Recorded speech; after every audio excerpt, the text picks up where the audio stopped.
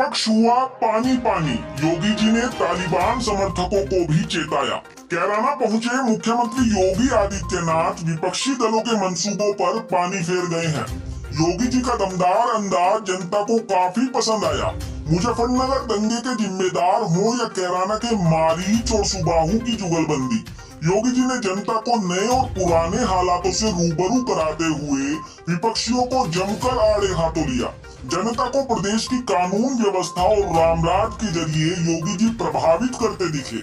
योगी जी ने यह भी कह दिया कि उत्तर प्रदेश की धरती पर यदि कोई तालिबानीकरण का समर्थन करेगा तो सरकार सख्ती से उससे निपटने का काम करेगी।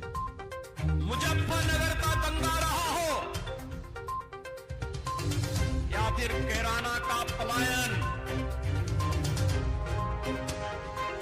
ये हमारे लिए राजनीतिक मुद्दा नहीं, बल्कि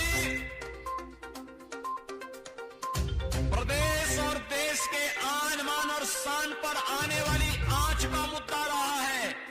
और हम लोग जब सत्ता में नहीं थे तब भी हम लोग कहते थे कि इस प्रकार की कायराना हरकतों को हम स्वीकार नहीं करेंगे। और सत्ता में आए तो अपराध और अपराधियों के प्रति जीरो टॉलरेंस की नीति के तहत कार्य प्रारंभ हुआ।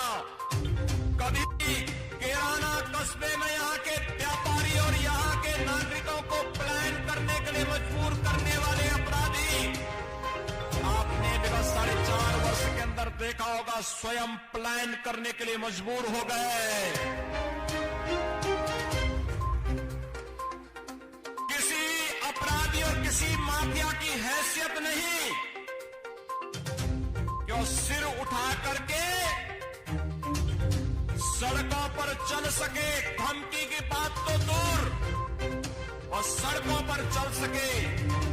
और अगर किसी ने दुस्साहस किया, किसी व्यापारी और निर्दोष नागरिक पर गोली मारने का दुस्साहस किया, तो गोली उस व्यापारी और उस नागरिक पर तो नहीं लगी, लेकिन उल्टी उसकी छाती को बेचते हुए उसको दूसरे लोग की यात्रा को भी भेज दिया गया। किसी के सम्मान के विरुद्ध कोई कार्य नहीं करेंगे, लेकिन कोई हमारी अस्मिता को ठेस पहुंचाने का प्रयास करेगा, बहन बेटियों की इज्जत के साथ खिलवाड़ करेगा, निर्दोष व्यापारियों का उत्पीड़न करेगा, अराजकता की स्थिति पैदा करेगा, दंगा भड़काने का प्रयास करेगा, तो उसकी आने वाली कई पीढ़ियां भूल जाएंगी फिर कि कैसे दंगा होता है और कैसे सुरक्षा के साथ खिलवाड़ होता है। जिन लोगों के लिए वोट बैंक सर्वोपरि है, वे मुजफ्फरनगर के दंगाइयों को सम्मानित करते थे, वे कैराना के आतताइयों का सम्मान करते थे, क्योंकि उनके लिए वोट बैंक महत्वपूर्ण था। जब मुजफ्फरनगर में 2 निर्दोष नौजवान मारे जाते हैं तब लोगों को जाति नजर नहीं आ रही थी। जब वहां पर निर्दोष हिंदुओं के घर जलाए जा रहे थे तब ये जातिवाद की राजनीति करने वाले, तब इनको जाति नजर नहीं आ रही थी। ये धर्म चक्र है, इसी के लिए कहा गया है धर्म चक्र प्रवर्तनाय की बात इसीलिए कही गई है। ये चक्र तो धर्म का घूमता है, ये चक्र ऐसा मोदी जी ने घुमा दिया है।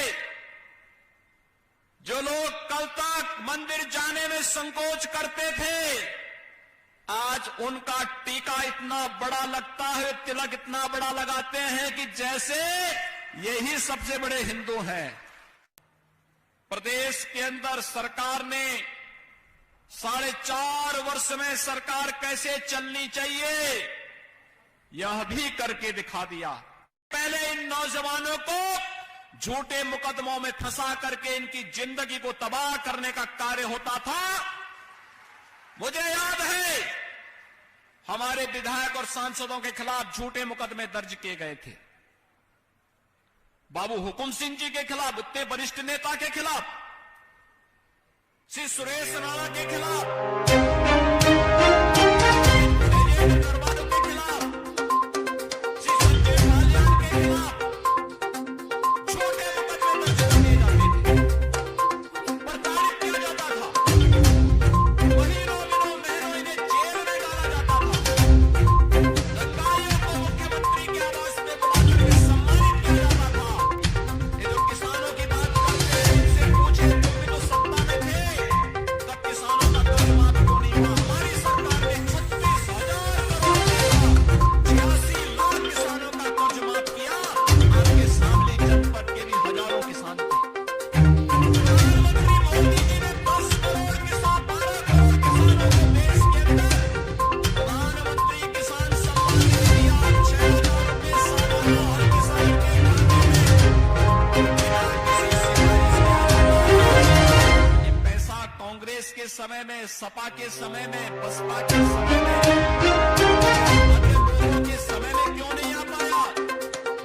कारण है किसान उनके एजेंडे का हिस्सा नहीं था।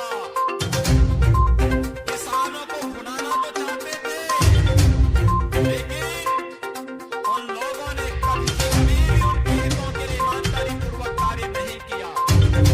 सुरक्षा का मुद्दा बयान करेंगे और हमने तय किया है, सुरक्षा के साथ किसी को खिलवाड़ करने की छूट नहीं देंगे। कानून को हाथ में लेने की किसी को छूट नहीं देंगे।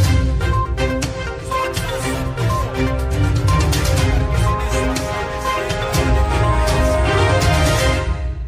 उसको भी मालूम है कि कौन से लोग की यात्रा में फिर निकलना है। इसलिए आया हो जो मांग आपने की थी, 250 करोड़ रुपए की लागत से पीएससी की इस बटालियन की आधारशिला को रखने के लिए, और भाइयों बहनों 1278 जवान यहाँ पर पीएससी के रहा करेंगे। और पीएससी का जब डंडा चलेगा तो पीएससी का डंडा अपने आप ही दिखाई देगा। व्यापारिक गतिविधियां मुझे पसंद है। 2017 के पहले जो व्यापारी चले गए थे, पलायन कर गए थे, जिन लोगों ने भय और दहशत के माहौल में यहां से पलायन किया था, आज वे वापस आए हैं और उनको व्यापार में तेजी के साथ उन्होंने निवेश करके व्यापार को अपना बढ़ाया है। जिन व्यापारियों के घरों में जनहानि और धनहानि उन आतताइयों ने की है, इस पर तो कार्रवाई कुछ पे हुई है।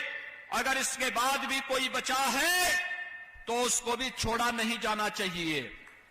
दूसरा, उन उत्पीड़न के शिकार हुए लोगों को हम सरकार की तरफ से भी मुआवजा देंगे, उनको हम सम्मान को आगे वे व्यवसाय कर सकेंगे, इसके लिए सरकार की तरफ से हम उन्हें सहायता उपलब्ध करवाएंगे। और इस पश्चिमी उत्तर प्रदेश का प्रमुख व्यापारिक केंद्र, जिन लोगों ने भी इस केंद्र को उजाड़ने का दुस्साहस किया है, मारीच और सुबाहों की तरह उनकी दुर्गति हुई है, और मारीच और सुबाहों की तरह ही उनको आने वाले समय में इसी दुर्गति का शिकार भी होना पड़ेगा, इसमें कोई संदेह नहीं होना चाहिए। अब तो अयोध्या में भगवान राम का भव्य मंदिर के निर्माण का कार्य भी प्रारंभ हो चुका है। अब तो किसी को संदेह रहना ही नहीं चाहिए। जो लोग अयोध्या में भगवान राम का भव्य मंदिर नहीं चाहते थे, जो लोग कश्मीर में धारा 370 को समाप्त करने का विरोध करते थे, भाइयों बहनों, ये लोग कब खुश होते हैं? जब मुजफ्फरनगर में दंगा होता है, जब कैराना से पलायन होता है, और जब अफगानिस्तान में तालिबान का शासन होता है, तब इनके नारे लगते हैं। लेकिन तालिबानीकरण कतई हम स्वीकार नहीं होने देंगे, और जो भी तालिबान का समर्थन उत्तर प्रदेश की धरती पर करेगा, सख्ती के साथ उसे निपटने का कार्य भी सरकार करेगी। ये तालिबानी मानसिकता नहीं स्वीकार होनी चाहिए, कतई नहीं होनी चाहिए।